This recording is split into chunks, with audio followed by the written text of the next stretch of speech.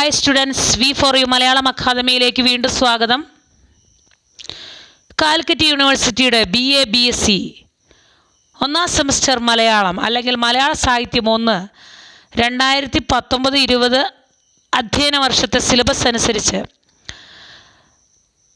Module 2-ൽ നാടൻ പാട്ട് എന്ന പാഠമാണ് ഇന്ന് നമ്മൾ പഠിക്കാൻ പോകുന്നത്. എല്ലാവർക്കും ക്ലാസ്സിലേക്ക് സ്വാഗതം.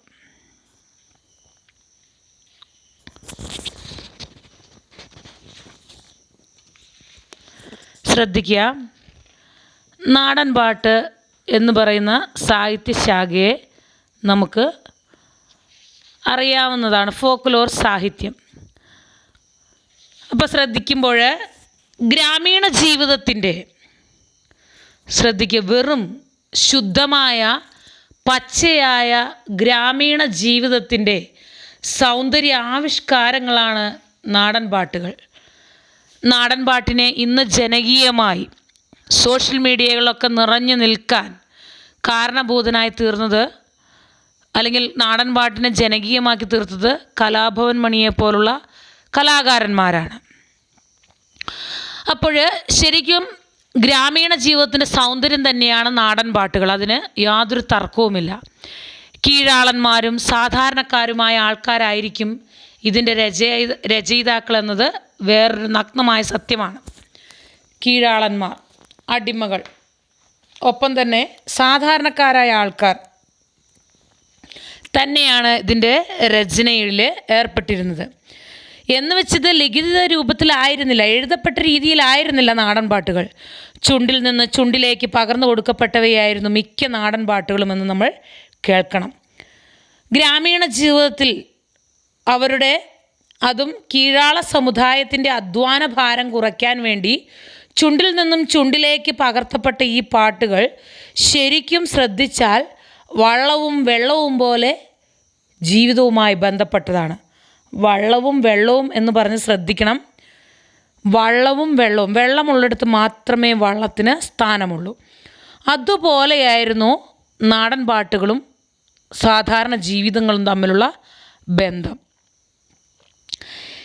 ചില പ്രത്യേക താളത്തിൽ പാട്ടുകൾ കേൾവിക്കാരൻ്റെ മനസ്സിൽ സന്തോഷം പകരുന്നതിന് സൃഷ്ടിക്കപ്പെട്ടവയായിരുന്നിരിക്കാം. മറ്റ് ചിലത് സമൂഹത്തിലെ ചില അനാചാരങ്ങൾ ചൂണ്ടിക്കാട്ടി അത് അനുഭവിക്കുന്നവൻ്റെ മനസ്സിലുണരുന്ന അർത്ഥവത്തായ ചില കാര്യങ്ങൾ വ്യക്തമാക്കിക്കൊണ്ടുള്ളവയായിരുന്നു. അപ്പോൾ ശ്രദ്ധിക്കുക, നാടൻ പാട്ടുകൾ എങ്ങനെയൊക്കെ ഉത്ഭവിച്ചു എന്ന് ചോദിച്ചാൽ, ചിലത് പ്രത്യേക താളക്രമത്തിൽ കേൾവിക്കാരൻ്റെ മനസ്സിലൊരു സന്തോഷം പകരുന്നതിന് വേണ്ടി സൃഷ്ടിക്കപ്പെട്ടു. മറ്റു ചിലതിനെ ശ്രദ്ധിച്ചാൽ സമൂഹത്തിലെ ചില അനാചാരങ്ങൾ ചൂണ്ടിക്കാട്ടി അത് അനുഭവിക്കുന്നവൻ്റെ മനസ്സിലുണരുന്ന അർത്ഥവത്തായ ചില കാര്യങ്ങൾ വ്യക്തമാക്കിക്കൊണ്ടുള്ളവയായിരുന്നു. ഭൗതിക സാഹചര്യങ്ങൾക്ക് അടിമപ്പെട്ട് പരാധീനതകൾക്ക് നടുവിൽ ജീവിക്കുന്നവരായിരിക്കും, അതും പ്രത്യേകിച്ച് തീണ്ടൽ, തൊടിയിൽ തുടങ്ങിയ അനീതികൾ സഹിക്കുന്നവരായിട്ടായിരിക്കും ചില സമൂഹം. അവർക്ക് ഇത്തരം ചോദ്യങ്ങൾ തങ്ങളുടെ ജീവിത സാഹചര്യത്തിൽ നിന്ന് ഉന്നയിക്കുക ഏറെ പ്രയാസമുള്ള കാലമായിരുന്നു പണ്ട്. പ്രത്യേകിച്ച് തൊട്ടുകൂടായ്മ, തീണ്ടിക്കൂടായ്മയുള്ള അനാചാരങ്ങൾ മാത്രം നിറഞ്ഞ ഒരു കാലഘട്ടം എന്ന് പറയുന്നത്, ഈ പ്രയാസങ്ങൾ അനുഭവിക്കുന്നവർക്ക് അത് മറ്റുള്ളവരുടെ മുൻപിൽ അവതരിപ്പിക്കുക എന്നത് ഏറെ പ്രയാസമുള്ള കാര്യമായിരുന്നു. അതുകൊണ്ട് അവ സാഹിത്യ രൂപങ്ങളായിട്ട് ജന്മം കൊണ്ടു എന്ന് തന്നെ പറയണം. അത്തരമൊരു പശ്ചാത്തലത്തിൽ ജന്മം കൊണ്ട ഒരു പാട്ടാണ് എന്ത് തൻ്റെ തീണ്ടലാണ് എന്ന നമുക്ക് പഠിക്കാനുള്ള ഈ പാട്ട്. ഈ പാട്ടിൻ്റെ, നാടൻ പാട്ടിൻ്റെ പേര് തന്നെ ശ്രദ്ധിക്കണം, എന്ത് തൻ്റെ തീണ്ടലാണ്. അപ്പോൾ ഇങ്ങനെയാണ് നാടൻ പാട്ടുകൾ ഉരുവം കൊള്ളുക. ഗ്രാമീണ ജീവിതത്തിൻ്റെ തനതായ സൗന്ദര്യം ഒപ്പിയെടുത്തതാണെന്ന് ആദ്യമേ ഞാൻ പറഞ്ഞു. അങ്ങനെ നാടൻ പാട്ടുകൾ ജനകീയ ഗാനങ്ങളാണ്. ഇവിടെ എഴുത്തിന് പ്രസക്തിയില്ല, ചുണ്ടിൽ നിന്നും ചുണ്ടിലേക്ക് പകർത്തപ്പെട്ടവയാണ് ഇവയെല്ലാം. വർഗ പാരമ്പര്യം നാടൻ പാട്ടുകളുടെ ഒരു പ്രത്യേകതയാണ് എന്നതും ശ്രദ്ധേയമാണ്. ഓരോ ജാതിക്കും വർഗത്തിനും മതത്തിനും പ്രത്യേകം പാട്ടുകളുണ്ടായിരുന്നു. പുള്ളുവർ, പാണർ, പുലയർ, വേലർ, മലയർ, കണിയാർ, ബ്രാഹ്മണി, കുറവർ, കമ്മാളന്മാർ എന്നങ്ങനെ ഓരോ ജനവിഭാഗത്തിനും അവരവരുടേതായ പാട്ടുകളും ശീലിയും ശീലും ശൈലിയും ഒക്കെ നമുക്ക് കാണാം. ഇതൊക്കെ വ്യത്യസ്തങ്ങളുമാണ്. ശരിക്കും നാടൻ പാട്ടുകളെ ശ്രദ്ധിച്ച് പഠിച്ചാൽ നല്ലൊരു ഭാഗം എന്ന് പറയുന്നത് നാടൻ ദൃശ്യകലകളുമായി ബന്ധപ്പെട്ടതാണ്. ഉത്സവങ്ങൾ, വിനോദ പ്രകടനങ്ങൾ മുതലായവയൊക്കെ ആയിട്ട് ബന്ധപ്പെട്ട് വരുന്നുണ്ട്. ഉദാഹരണത്തിന് തെയ്യന്തിറ, പൂരക്കളി, കളമ്പാട്ട്, തീയാട്ട്, കെന്ത്രോൻ പാട്ട്, തിരുവാതിരക്കളി, വള്ളംകളി തുടങ്ങി നാടൻ പാട്ടുകളിൽ എത്രയെത്ര പ്രത്യേകതകൾ അല്ലെങ്കിൽ എത്രയെത്ര വിഭാഗങ്ങൾ നമുക്ക് കണ്ടെത്താൻ പറ്റും. പക്ഷെ ഇതൊക്കെ ശ്രദ്ധിച്ചാൽ ഇവയ്ക്കൊക്കെ ലിഖിത രൂപങ്ങൾ ഇല്ല എന്ന് തന്നെ പറയണം. പിന്നെ ഇവ എങ്ങനെ ഇന്ന് വരെ എത്തിയെന്ന് ചോദിച്ചാൽ തലമുറകളിൽ നിന്ന് തലമുറകളിലേക്ക് വാമൊഴിയായി പകർത്തപ്പെട്ടു. നാടൻ പാട്ടുകൾ സമൂഹത്തിൻ്റെ പൊതു സ്വത്തായി തീർന്നിരിക്കുന്ന കാലഘട്ടത്തിലാണ് ഇന്ന് നമ്മൾ ജീവിക്കുന്നത്.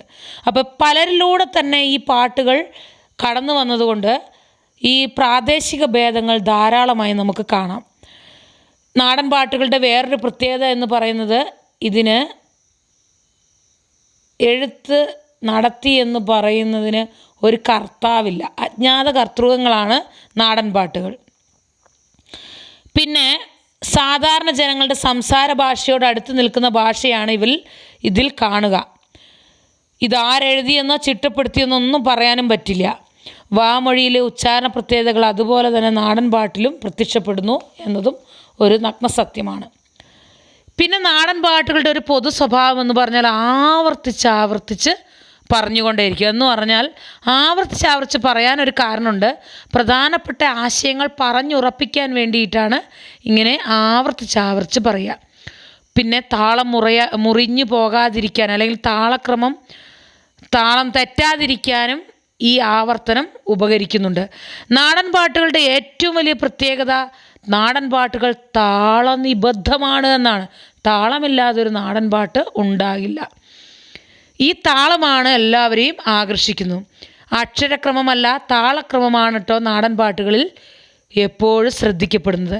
മിക്ക നാടൻ പാട്ടുകളിലെയും അവതരണം ഏറെ ആവേശം നിറഞ്ഞതും എന്നാൽ വളരെ വേഗതയേറിയതുമാണ്, അല്ലെങ്കിൽ ചടുലമാണ്. കാരണം അവ സാധാരണക്കാരായ മനുഷ്യരുടെ മനസ്സിൻ്റെ ഉല്ലാസത്തിന് വേണ്ടി സൃഷ്ടിക്കപ്പെട്ടതാണെന്ന് ഞാൻ ആദ്യമേ പറഞ്ഞു. അതുകൊണ്ട് തന്നെ യുക്തിക്ക് വലിയ പ്രാധാന്യമൊന്നും പാട്ടിൽ കാണില്ല. നാടൻ പാട്ടുകളിൽ ഗ്രാമീണ ജീവിതം പക്ഷേ തുടിക്കുന്നത് നമുക്ക് കാണാം. പ്രാചീനരുടെ അനുഭവസത്തും ചിന്തയും സങ്കല്പവും അതിലങ്ങനെ ലയിച്ച് കിടപ്പുണ്ട്. പല നാടൻ പാട്ടുകളിൽ നിന്നും പ്രാചീന ആചാരങ്ങളെക്കുറിച്ചും ആരാധന രീതികളെക്കുറിച്ചും തൊഴിലിനെക്കുറിച്ചും ദിനചര്യകളെക്കുറിച്ചും ഭക്ഷണ രീതികളെക്കുറിച്ചും ഒക്കെ നമുക്ക് മനസ്സിലാക്കാം.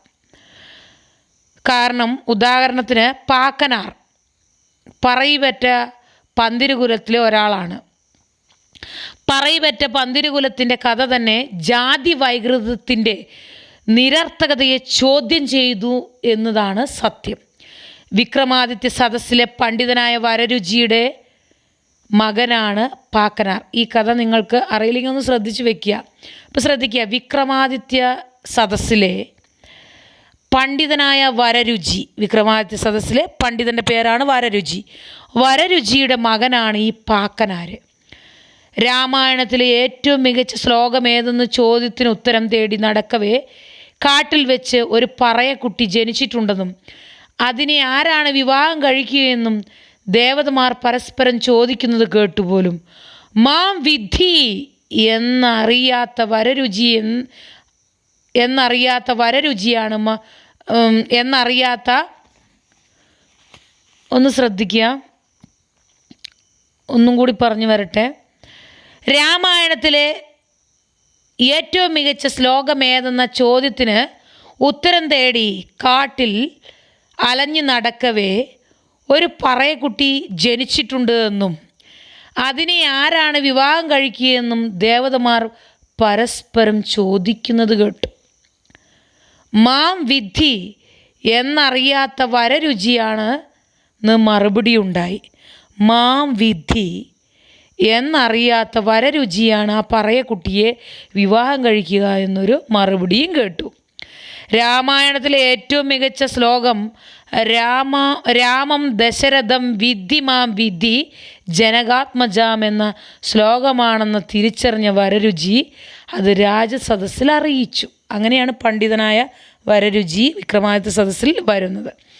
അപ്പോൾ രാമായണത്തിൽ ഏറ്റവും മികച്ച ശ്ലോകം ഏതെന്ന് ചിന്തിച്ച് അല്ലെങ്കിൽ അതിനെ തേടി കാട്ടിലലയുന്ന വരരുചി പെട്ടെന്ന് ദേവതമാരിൽ നിന്നൊരു സംസാരം കേൾക്കുകയാണ്. നാട്ടിലൊരു പറയക്കുട്ടി ജനിച്ചിട്ടുണ്ട്, അതിനെ ആര് വിവാഹം കഴിക്കും? അപ്പോൾ ദേവതമാർ പരസ്പരം പറയുകയാണ് മാം വിദ്ധി. അപ്പോൾ ഇത് കേട്ട വരരുചി രാമായണത്തിലെ ഏറ്റവും മികച്ച ശ്ലോകം രാമം ദശരഥം വിദ്ധി മാം വിദ്ധി ജനകാത്മജാം എന്ന ശ്ലോകമാണെന്ന് തിരിച്ചറിയുന്നു. അങ്ങനെ വരരുചി അത് രാജസദസ്സിൽ വന്ന് അറിയിക്കുന്നു. പറയക്കുട്ടി ജനിച്ച വിവരം പറഞ്ഞ് അതിനെ ഒഴിവാക്കാനായി ആ കുട്ടിയുടെ ജനനം രാജ്യത്തിന് ദോഷമാണെന്ന് സൂചിപ്പിച്ചു. രാജാജ്ഞയനുസരിച്ച് വാഴത്തട കൊണ്ടൊരു ചങ്ങാടമുണ്ടാക്കി രാജകിങ്കരന്മാർ കുട്ടിയെ നദിയിലേക്ക് ഒഴുക്കി വിട്ടു. ഈ വാഴത്തടയിൽ ചങ്ങാടത്തിൽ ഒഴുക്കി വിട്ടു. ബ്രാഹ്മണ ഗൃഹത്തിൽപ്പെട്ട ആ കുട്ടിയെ വരരുചി തൻ്റെ യാത്രക്കിടയിൽ കണ്ടുമുട്ടുകയും ബ്രാഹ്മണ കന്യകയാണെന്ന് കരുതി വിവാഹം കഴിക്കുകയും ചെയ്തു പോയി. രണ്ടുപേരും കൂടി യാത്ര തുടരുകയും 12 കുട്ടികൾ പിറക്കുകയും ചെയ്തു. ഇതാണ് കഥ, ശ്രദ്ധിക്കുക. അപ്പം ഈ രാജകിങ്കരന്മാർ ഒഴുക്കിവിട്ട വാഴത്തട കൊണ്ടുണ്ടാക്കിയ ചങ്ങാടത്തിൽ ഒഴുക്കിവിട്ട ഈ കുട്ടിയെ വരരുചി കണ്ടു. വരരുചി വിചാരിച്ചു ഏതോ ബ്രാഹ്മണ ഗൃഹത്തിൽപ്പെട്ട കുട്ടിയാണെന്ന് വിചാരിച്ച് അതിനെ എന്ത് ചെയ്തു? ആ ബ്രാഹ്മണ കന്യകയാണെന്ന് ചിന്തിച്ച് വിവാഹം കഴിച്ചു. രണ്ടുപേരും കൂടി യാത്ര തുടരുകയാണ് പിന്നീടുള്ള ജീവിതകാലം മുഴുവൻ. ആ യാത്രയിൽ 12 കുട്ടികളാണ് അവർക്ക് പിറന്നത്. വായുണ്ടെങ്കിൽ എടുക്കട്ടെ എന്ന് പറഞ്ഞ് വരരുചി 11 പേരെയും വായുണ്ടെങ്കിൽ എടുക്കണ്ട, തെറ്റിപ്പോയി, വായുണ്ടെങ്കിൽ എടുക്കണ്ട എന്ന് പറഞ്ഞ് ഈ 11 കുട്ടികളെയും ഉപേക്ഷിച്ചു. 11 കുട്ടികളെയും ഉപേക്ഷിക്കുന്നത് നമുക്ക് കാണാം. ആ കുട്ടികളെ ബ്രാഹ്മണൻ മുതൽ 11 ജാതിയിൽപ്പെട്ട ആളുകൾ എടുക്കുകയും അവരതിനെ അവരുടെ ജാതി പേരിൽ വളർത്തുകയും ചെയ്തു എന്നതാണ് ഐതിഹ്യം. 12ാമത്തെ കുട്ടി നഷ്ടപ്പെടുമെന്ന് കരുതിയ അമ്മ വായില്ലെന്ന് പറഞ്ഞു. അപ്പോൾ വരരുചി എന്താ പറഞ്ഞ്? കുട്ടി ജനിച്ചു കഴിഞ്ഞാൽ വായുണ്ടോ എന്ന് നോക്കുക, വായുണ്ടെങ്കിൽ അതിനെ അങ്ങ് ഉപേക്ഷിക്കുക. വായുള്ളതിൻ്റെ പേരിലാണ് ഈ 11 കുട്ടികളെയും ഉപേക്ഷിച്ചത്. അങ്ങനെ ബ്രാഹ്മണം മുതൽ 11 ആളുകൾ 11 ജാതിക്കാർ ഈ കുട്ടികളെ എടുക്കുകയും അവരുടെ ജാതി പേരിൽ ആ 11 കുട്ടികളെയും വളർത്തുകയും ചെയ്തു. പക്ഷെ 12ാമത്തെ കുട്ടി ജനിച്ചപ്പോഴും ഈ അമ്മ പറഞ്ഞു കുഞ്ഞിന് വായില്ല എന്ന്. ആ കുഞ്ഞാണ് വായില്ല കുന്നില അപ്പനായി മാറുന്നത്. പറയൻ വളർത്തിയ കുഞ്ഞായിരുന്നു പാക്കനാർ. അപ്പോൾ 11 ജാതി വന്നല്ലോ. പറയൻ വളർത്തിയ കുഞ്ഞിൻ്റെ പേര് പാക്കനാർ. പാക്കനാരുടെ ആസ്ഥാനം പട്ടാമ്പിയുടെ മറുകരയിലുള്ള തൃത്താല സമീപമാണ്. പട്ടാമ്പിക്ക് മറുകര തൃത്താലയ്ക്ക് സമീപമാണ്. അവിടെ ഇപ്പോഴും പാക്കനാരുടെ വംശപാരമ്പര്യത്തിൽപ്പെട്ട് ഈരാറ്റിങ്ങൽ പറയർ ജീവിച്ചിരിപ്പുണ്ട്. പാക്കനാരുടെ വംശപാരമ്പര്യമാണ് അവരുടേത്. മുറമുണ്ടാക്കി വിറ്റാണ് പാക്കനാർ ജീവിതം കഴിച്ചത്. 8-10 മുറം ഉണ്ടാക്കും. അത് മേലാളന്മാരുടെ വീട്ടിൽ കൊണ്ടുപോയി വെച്ച് ഒരെണ്ണം കുറച്ച് പറയും. വീട്ടുകാർ ആ മുറം മാറ്റിവെച്ച് മുറം വേണ്ടാന്ന് പറഞ്ഞ് തിരികെ കൊടുക്കും. അങ്ങനെ അവസാനത്തെ ഒരു മുറം വിറ്റാണ് പാക്കനാർ ജീവിച്ചത്. അദ്ദേഹത്തിന് സത്യസന്ധതയെ മാനിച്ച് ആ ദേശക്കാർ പാക്കനാർക്ക് കൊടുക്കൽ എന്ന ചടങ്ങ് നടത്താറുണ്ട്. പാക്കനാർ തുള്ളൽ എന്ന കലാരൂപം അവിടെ നിലവിലുണ്ട്. ഭവനങ്ങൾ തോറും ചെന്ന് തുള്ളി ബാധകളൊക്കെ ഊതി അകറ്റി ഈ ആചാരം കൊണ്ടവർ അങ്ങനെയും ജീവിക്കുന്നുണ്ട്. പാക്കനാരെക്കുറിച്ചുള്ള പാട്ടുകൾ പാക്കനാർ പാട്ടുകൾ എന്ന പേരിൽ അറിയപ്പെടുന്നു എന്നതും സത്യം. വീണ്ടും പാക്കനാരെ കളിയാക്കിയ ബ്രാഹ്മണരുടെ അടുത്ത് തൻ്റെ ചുരക്ക കൊടുത്തയച്ച് കാശിക്ക് പോകാൻ എനിക്ക് ഭാഗ്യമില്ല, എൻ്റെ ചുരക്കയെങ്കിലും കാശി കാണട്ടെ എന്ന് പറഞ്ഞത്രേ പാക്കനാർ. കേൾക്ക്, പാക്കനാരെ കളിയാക്കിയ ബ്രാഹ്മണരുടെ കയ്യിൽ ചുരക്ക എന്ന് പറഞ്ഞാൽ അറിയാം, നാട്ടുഭാഷയിൽ അതിന് ചെരങ്ങ എന്നൊക്കെയാണ് പറയുക. കൊടുത്തയച്ചു. കാശിക്ക് പോകാൻ തനിക്ക് ഭാഗ്യമില്ല, എന്നാൽ എൻ്റെ ചുരക്കെങ്കിലും കാശി കാണട്ടെ എന്ന് പാക്കനാർ പറഞ്ഞു പോലും. ഗംഗയിൽ മുക്കി തിരിച്ചു കൊണ്ടുവന്ന് ബ്രാഹ്മണർ കൊടുത്ത ചുരക്ക വാങ്ങി പൊട്ടിച്ച് ഉള്ളിൽ വെള്ളം കുടിച്ച് ഗംഗയിൽ മുങ്ങിയിട്ടും അടിയൻ്റെ ചുരക്കയുടെ കയ്പ് മാറിയില്ലല്ലോ തമ്പ്രാന്മാരെ എന്ന് പറഞ്ഞു പോലും പാക്കനാർ. ഇതൊക്കെ ഐതിഹ്യ കഥകൾ. എന്ത് തൻ്റെ തീണ്ടലാണ് എന്ന് പറയുന്ന നമ്മൾ ഈ പാട്ടിലേക്ക് ഇറങ്ങി വരുമ്പോൾ ആദ്യം നമ്മൾ പഠിക്കേണ്ടത് പൊട്ടൻ തെയ്യത്തിൻ്റെ തോറ്റത്തിൽ ശങ്കരാചാര്യരോട് പുലയൻ്റെ വേഷത്തിൽ വന്ന ശിവൻ ചോദിക്കുന്ന ചോദ്യങ്ങളാണ്. ശ്രദ്ധിക്കുക, കേട്ടിട്ടില്ലെങ്കിൽ ശ്രദ്ധിച്ച് പഠിക്കുക. പൊട്ടൻ തെയ്യത്തിൻ്റെ തോറ്റത്തിൽ ശങ്കരാചാര്യരോട് പുലയൻ്റെ വേഷത്തിൽ വന്ന ശിവൻ ചോദിക്കുകയാണ്. സർവജ്ഞ പീഠം കയറാൻ പോകുന്ന ശങ്കരാചാര്യരെ പരീക്ഷിക്കാൻ വേണ്ടി ശിവൻ പുലയ വേഷത്തിലെത്തി എന്നാണ് പറയപ്പെടുന്നത്. പുലയനും പുലയിയും പുലയക്കിടാങ്ങളുമാണ് പെരുവഴിയിലൂടെ നടന്നു വന്നത്. വഴിമാറാൻ ആവശ്യപ്പെട്ട ശങ്കരാചാര്യരോട് പുലയൻ എതിർവാദം നടത്തുന്നുണ്ട്. മേലാള കീഴാള ബന്ധത്തിലെ വൈരുദ്ധ്യങ്ങൾ പുലയൻ ചൂണ്ടിക്കാട്ടി. കീഴാളരുടെ അധ്വാന ഫലം കൊണ്ട് ജീവിക്കുകയും ജാതിയുടെ പേരിൽ അവരെ അകറ്റി നിർത്തുകയും ചെയ്യുന്നതിനെ പുലയൻ ചോദ്യം ചെയ്യുന്നു. എങ്ങളെ കൊത്തിയാലും ചോരല്ലേ തമ്പ്ര, നീങ്ങളെ കൊത്തിയാലും ചോരല്ലേ തമ്പ്ര എന്ന് പറഞ്ഞാൽ എങ്ങളെ കൊത്തിയാലും നിങ്ങളെ കൊത്തിയാലും ചോരയല്ലേ എന്നാണ് പറഞ്ഞത്. എന്ന ചോദ്യത്തിന് ശങ്കരാചാര്യർക്ക് ഒരു ഉത്തരം ഉണ്ടായിരുന്നില്ല. നാങ്കളെ കുപ്പയിൽ നട്ടൊരു തൃത്ത പൂവല്ലേ നിങ്ങളെ തേവനുമാല, നാങ്കളെ കുപ്പയിൽ നട്ടൊരു വാഴ പഴമല്ലേ നിങ്ങളെ തേവന് പൂജ എന്ന് പറഞ്ഞു പോലും. ഞങ്ങൾ കുപ്പയിൽ നട്ട പൂ കൊണ്ടല്ലേ തൃത്ത അല്ല അപ്പന് നിങ്ങൾ മാല കൊടുക്കുന്നതെന്നും ഞങ്ങൾ കുപ്പയിൽ നട്ട വാഴയല്ലേ നിങ്ങൾ ദേവന് പൂജയ്ക്കായിട്ട് എടുക്കുന്ന പഴമെന്നൊക്കെ ചോദിക്കുന്നുണ്ട്. പുലയൻ ചോദിക്കുകയാണ്, ഉന്നത കുലജാതൻ്റെയും കീഴാളൻ്റെയും ചോരയുടെ നിറവും വികാര വിചാരങ്ങളും ഒന്നു തന്നെ എന്നാണ് പറയാൻ ശ്രമിക്കുന്നത്. ഉപയോഗിക്കുന്ന വസ്തുക്കളിൽ വ്യത്യാസമുണ്ടെങ്കിലും ലക്ഷ്യം ഒന്നു തന്നെയല്ലേ എന്നും പുലയൻ പറയുന്നു. പിന്നെ എന്തിനാണ് നിങ്ങൾ മേൽക്കീഴ് നില എന്ന് ചോദിക്കുന്നത്, അല്ലെങ്കിൽ നിങ്ങൾ ഞങ്ങളെ കീഴാളന്മാർ, നിങ്ങൾ മേലാളന്മാർ എന്ന് വിശേഷിപ്പിക്കുന്നത്? ഒരു വർഗസംഘർഷം തന്നെയാണ് ശരിക്കും നമ്മൾ ഈ നാടൻ പാട്ടിൽ കാണുന്നത്. പൊട്ടൻ തെയ്യത്തെ പുലയൻ മുതൽ ബ്രാഹ്മണൻ വരെ ആരാധിക്കുന്നുണ്ട്. കേൾക്കണം, പൊട്ടൻ ദൈവത്തെ പുലയൻ മുതൽ സമൂഹത്തിലെ ഏറ്റവും അധകൃതരെന്ന് ചിന്തിക്കുന്ന പുലയൻ മുതൽ ഏറ്റവും വലിയ ഉയർന്ന ജാതി എന്ന് ചിന്തിക്കുന്ന ബ്രാഹ്മണർ വരെ ആരാധിക്കുന്നു. പൊലിക സ്തുതിവാക്യത്തിന് പകരമായി പൊട്ടൻ തെയ്യത്തിൻ്റെ തോറ്റത്തിൽ പൊലിക പൊലിക ജനമേ എന്നാണ് തുടങ്ങുന്നതെന്ന് പറയപ്പെടുന്നു, വിശ്വാസങ്ങളിൽ പറയപ്പെടുന്നു. ഇത് അതിൻ്റെ ജാതി മതേതര ചിന്തയുടെ സ്വഭാവത്തെ വെളിപ്പെടുത്തുന്നു എന്നതാണ് നഗ്ന സത്യം. ജാതീയത അല്ലെങ്കിൽ കീഴ്ജാതി ഉയർന്ന ജാതി എന്ന് പറയുന്ന ആ നിരർത്ഥകതയെക്കുറിച്ച്, അതായത് അർത്ഥമില്ലായ്മയെക്കുറിച്ച് പുലയൻ ശങ്കരാചാര്യരെ ബോധ്യപ്പെടുത്തുന്നതാണ് നമ്മളിവിടെ പഠിക്കുന്നത്. ബ്രാഹ്മണൻ വരുമ്പോൾ പുലയൻ മാറി നിൽക്കണമെന്ന ശങ്കരാചാര്യരുടെ ആജ്ഞയിൽ നിലവിലുള്ള സാമൂഹ്യ വ്യവസ്ഥ പുലയൻ അനുസരിക്കണമെന്ന് അർത്ഥമാക്കുന്നുണ്ട്.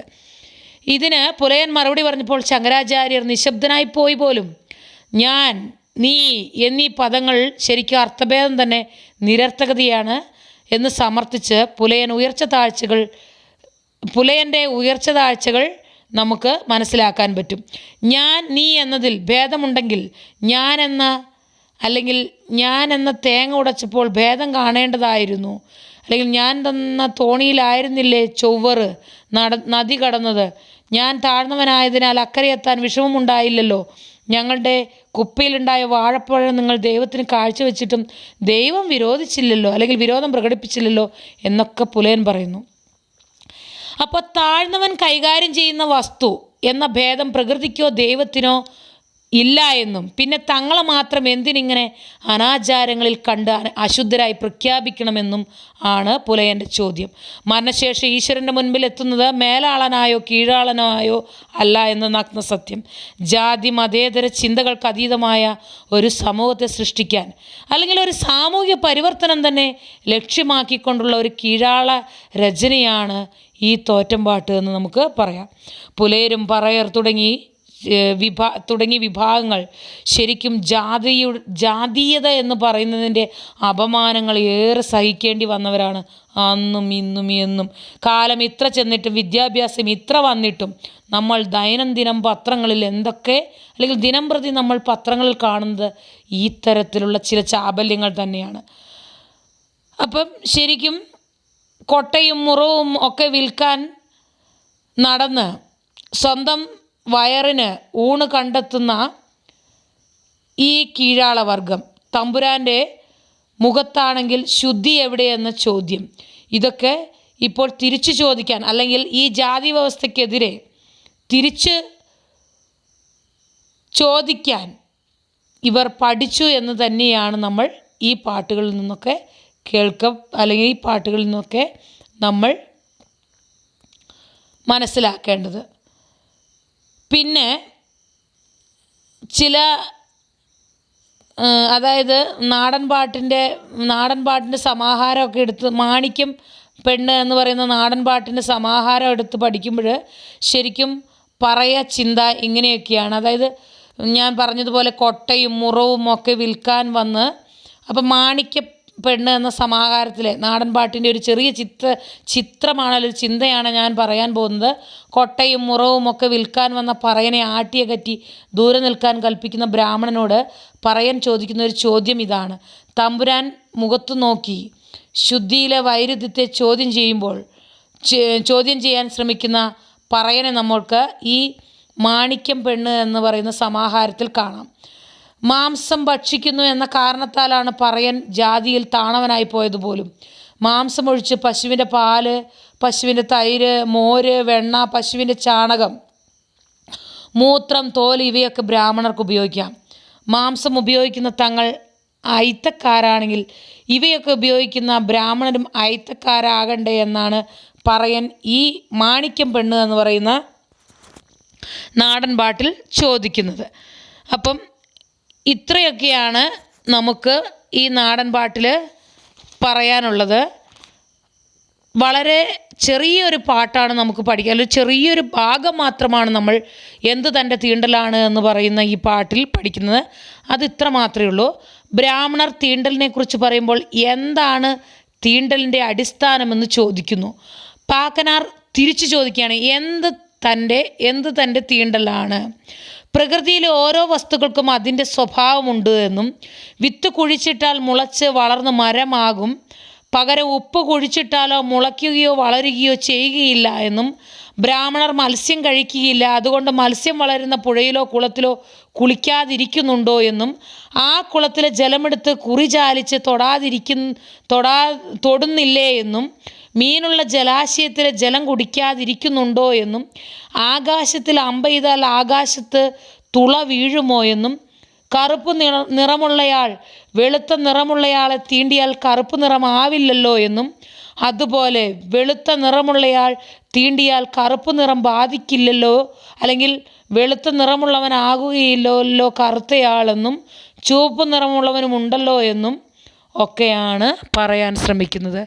തീണ്ടൽ എന്ന വാക്കിൻ്റെ അല്ലെങ്കിൽ ആചാരത്തിൻ്റെ അർത്ഥം എന്ത് എന്നാണ് പാക്കനാർ ബ്രാഹ്മണനോട് ചോദിക്കുന്നത്. അതായത് ഒരു കാലത്ത് നിലനിന്നിരുന്ന സമൂഹത്തിലെ ഏറ്റവും വലിയ അനാചാരമായ തീണ്ടൽ. ഈ തീണ്ടൽ എന്ന ആചാരത്തിൻ്റെ അർത്ഥമെന്ത്? തൊടിയിലും തീണ്ടലും സ്ഥായിയായിട്ടാണെങ്കിൽ അല്ലെങ്കിൽ സ്ഥിരമായിട്ട് നിൽക്കുന്നതാണെങ്കിൽ അശുദ്ധനായ വ്യക്തിക്ക് നിറവ്യത്യാസമോ മാറ്റമോ വന്നിരിക്കണം. അല്ലാത്തിടത്തോളം എല്ലാം ഭ്രമം അല്ലെങ്കിൽ വെറുതെ ഒരു തോന്നൽ, വെറുതെ പാഴായൊരു ചിന്ത എന്നല്ലേ എന്നാണ് നമ്മൾ ഈ കവിത പഠിക്കുന്നത്. ഇതിൻ്റെ അടുത്ത ഭാഗത്ത് ഇതൊന്ന് വിശദീകരിച്ച് ഇടുന്നതായിരിക്കും. Okay, thank you.